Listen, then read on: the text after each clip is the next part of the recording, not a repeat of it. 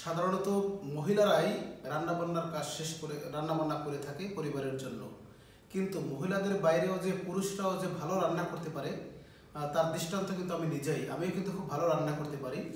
আমি নিজে একা থাকি, আমার নিজের ফ্ল্যাটে একা থাকি এবং এখানে আমি বাইরে কখনোই খাবার খাই না, নিজে রান্না করে নিজে খাই। যে কারণে আমার আসলে রান্না করার একটা অভ্যাস হয়ে গেছে। আমি যখন কলেজ লাইফে ছিলাম, স্টুডেন্ট লাইফে, সেই স্টুডেন্ট লাইফ থেকে আমি নিজে রান্না করতে শিখেছি এবং নিজে রান্না নিজে করেছি।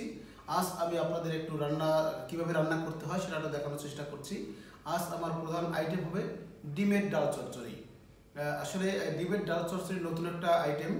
এই আইটেম নিশ্চয়ই আপনাদের ভালো লাগবে। আসলে যেসব এই ডিমের ডাল চচ্চড়িতে যা দিতে হবে বা কীভাবে রান্না করতে হবে সেটা আপনাদের দেখানোর চেষ্টা করছি। আপনারা একটু দেখতে থাকুন। প্রথমে এই যে তেলটা একটু ভালো করে গরম করে নিতে হবে।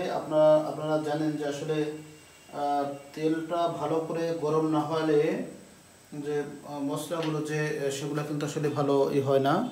তো আমরা প্রথমে এই গরম তেলের মধ্যে আমরা এটা পেঁয়াজ দেব, রসুন দেব এবং কাঁচামরিচ, এটা আমরা দিয়ে একটু হালকা একটু ভেজে নেই। এরপরে পেঁয়াজ, রসুন এবং মরিচ একটু ভালো করে নেড়ে চেড়ে নেই। নেড়ে চেড়ে নেওয়ার পরে আমি এর মধ্যে আমি ডাল, যে আমি কিছুক্ষণ আগে যে ডালটা ধুয়ে রেখেছিলাম সেই ডালটা আমি ভিতরে এখন দেবো।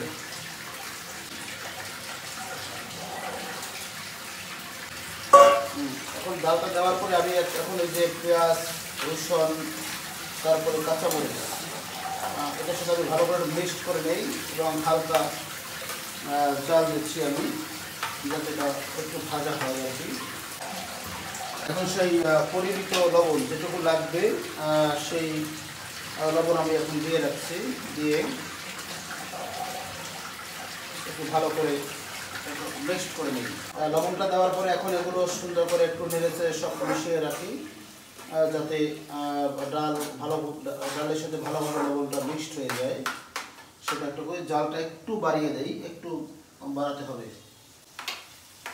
এরপরে এখন থেকে 5 মিনিট পর্যন্ত, 5 থেকে 7 মিনিট এটা সুন্দর করে একটু নেড়ে চেড়ে ডালগুলো একটু ভেজে দিই, তাতে আসলে মানে একটু স্বাদটা ভালো হবে আর কি। আসলে খুব কম মশলায় যে ডাল চচ্চড়ি করা যায়, সুস্বাদু ডাল চচ্চড়ি করা যায়, সেটা দেখানোর চেষ্টা করছি আপনাদের।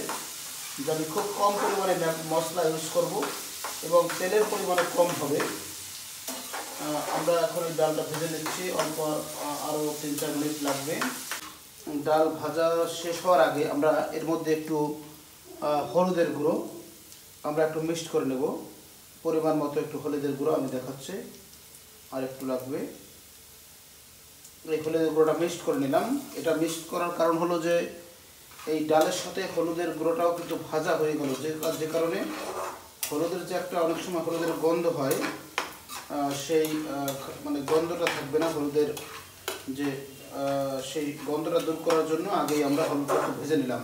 এরপরে আমরা একটু গুঁড়া মরিচ দেবো, পরিমাণ মতো যেটুকু লাগবে, খুব কম পরিমাণে দেবো, কারণ যেহেতু আমি কাঁচা মরিচ ব্যবহার করেছি এটুকুই দেবো শুধু। আমি মরিচটা দিলাম। এখন একটু ভালো করে মিক্সড করে নিই। দেখেন আপনার খুব সুন্দর কালার চলে আসছে, ডালে কিন্তু একটা কালার চলে আসছে।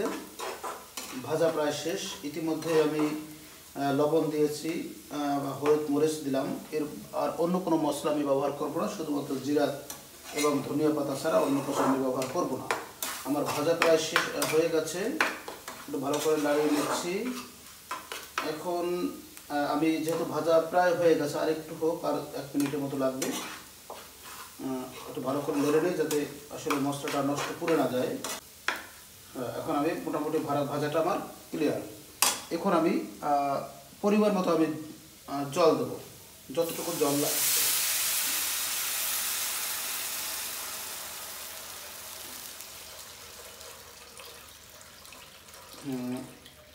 এটুকুই লাগবে, আর লাগবে না জল। আমি এখন পরিমাণ মতো জল দিলাম, কারণ ডালটা ভালোভাবে সিদ্ধ হতে হবে। আমি এখন এটা একটু ঢেকে দেবো। এখন যেহেতু আছে আমি ঢেকে দেবো। আমরা আসলে ডালের মধ্যে একটা ডিম দিতে চাই। আসলে ডিমটা ভালোভাবে ভেজে এরপরে আমরা সেই ডিমটা ডালের সাথে মিক্সড করব। এতে হবে কি যে নতুন একটা স্বাদ হবে। আমরা সচরাচর যে ডাল চচ্চড়িটা আমরা খেয়ে থাকি তার চেয়ে একটু ভিন্নতা আনার জন্যই মূলত আমরা ডালের মধ্যে একটা ডিম ভেজে সুন্দর করে ভালো করে ভেজে আমরা সেই ডিমটা আমরা মিক্সড করে দেবো। সেটা শেষ পর্যায়ে গিয়ে মিক্সড করতে হবে, অন্তত 10 মিনিট আগে এটা মিক্সড করতে হবে। আমরা এখন কিছুক্ষণ আগে যে ডিমটা ভেজে রেখেছিলাম আসলে সেই ভাজা ডিমটা আমরা এখন এই ডালের মধ্যে দেব। ডাল প্রায় অল্প সময়ের মধ্যে শেষ হয়ে যাবে রান্না। তো আমরা এখন ডিমটা দিয়ে রাখছি, কারণ এই ডিমটা তো অবশ্যই ডালের সাথে মিশতে হবে। আসলে ডিমের যে ফ্লেভারটা সেটা ডালের সাথে মিশে কিন্তু একটা নতুন একটা স্বাদ হবে, যেটা আসলে সচরাচর আমরা ব্যবহার করে থাকি না, অনেকে করে না। আসলে আমরা এখন এই ডালের মধ্যে সেই ডিমের যে ডিমটা ভেজে রেখেছিলাম আমি, সেই ডিম ভাজিটা আমি সেখানে দিলাম। এখন অল্প কিছু করে আমি একটু ঢেকে দেবো। এখন আমাদের ডাল চচ্চড়ি প্রায় শেষের পথে। এখন আমরা যে এই ধনিয়া পাতা যেটা বলছিলাম, আমরা সর্বশেষ এখন ধনিয়া পাতাটা দেবো, কারণ 5 মিনিট আগে ধনিয়া পাতাটা দিতে হয়। আমরা এখন সেই ডাল চচ্চড়ির মধ্যে ধনিয়া পাতাটা দিলাম, সব জায়গায় আমি করে দিলাম। এরপর নাড়া দেবো আমি। ধনিয়া পাতা দেওয়া শেষ, এখন একটু নাড়াচাড়া করে এটা ভালো করে মিক্সড করে দিলাম।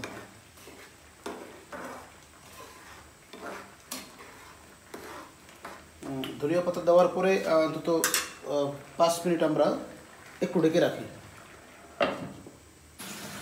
রান্না প্রায় শেষের পথে। এখন আমরা ডালটা একটু নামিয়ে আমরা একটু জিরা দিয়ে আমরা জিরা মিক্সড করব, তেলে ভাজে জিরা দিয়ে মিক্সড করব।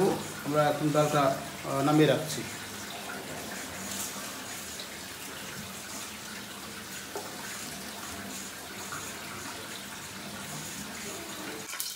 আমি এখন একটু তেল গরম করে তার মধ্যে 3টা মরিচ এবং 2টো তেজপাতা দিলাম, একটু নেড়ে চেড়ে নেই। এরপরে এর ভিতরে আমি কয়েকটা জিরা দেবো।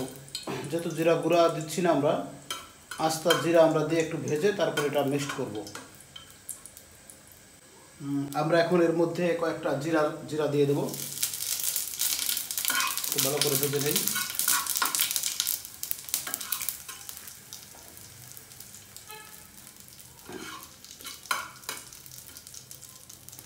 এখন আমরা এই ভাজা জিরা এবং তেজপাতা এবং মরিচ এটা আমরা ডালের মধ্যে ঢেলে দিচ্ছি।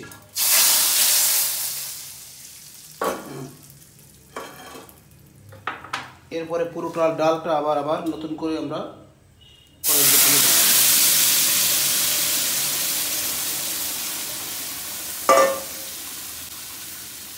একটু নেড়ে ছেড়ে দিচ্ছি।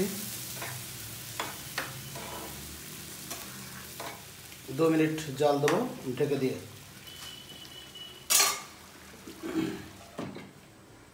মাত্র 2 মিনিট জাল হবে, এরপরে আমার ডাল রান্না শেষ।